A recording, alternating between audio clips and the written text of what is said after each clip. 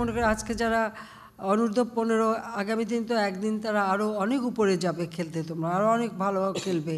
তো সেইভাবে এখন থেকে তৈরি করতে হবে, আরও বেশি প্লেয়ার আমাদের তৈরি করতে হবে, আরও বেশি আমাদের দেশের ভিতরে যেমন আন্তঃস্কুল, আন্তঃজেলা এই ধরনের যত বেশি প্রতিযোগিতা হবে, যত বেশি কম্পিটিশন হবে, তত বেশি খেলাধুলা বিকশিত হবে। সেটা আমরা ব্যবস্থা করে দিচ্ছি। ইতিমধ্যে আমরা পদক্ষেপ নিয়েছি যে প্রত্যেকটা উপজেলা একটা করে মিনি স্টেডিয়াম করে দেওয়া, মানে স্টেডিয়াম মানে চারিদিকে ওয়াল দিয়ে ঘিরে দেওয়া না, একটা পাশে শুধু হবে, বাকিটা খোলা থাকবে, যেমন খেলাধুলা হাঁটতে চলতে মানুষ দেখতে পারে, সেই ব্যবস্থা আমরা করে দেবো, সেটা করবো। ইতিমধ্যে কয়েকটা আমরা করতে পেরেছি, সব করা হয়নি, তো আমি আশা করি ভবিষ্যতে এটা হয়ে যাবে, যাতে সবসময় খেলাধুলার একটা চর্চা যেন থাকে, নানা ধরনের স্পোর্টসের চর্চা থাকে।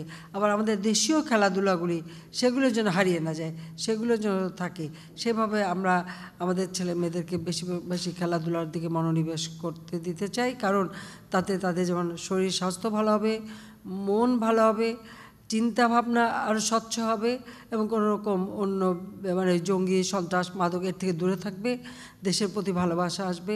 এবং আবারও আমি ধন্যবাদ জানাই যে আমাদের অনূর্ধ্ব-15 তারা দেশের জন্য যে সম্মান নিয়ে এসেছে, সেটা আমি সত্যি খুব আনন্দিত। আর জাতির পিতা আমাদের দেশ স্বাধীন করে দিয়ে গেছেন, আমাদের লক্ষ্য এই দেশকে আরও সুন্দরভাবে গড়ে তোলা। কাজেই সোনার বাংলা গড়ে তোলার যে স্বপ্ন দিয়ে দেখেছিলেন, সেটা আমরা নিশ্চয়ই একদিন ইনশাআল্লাহ বাস্তবায়ন করব।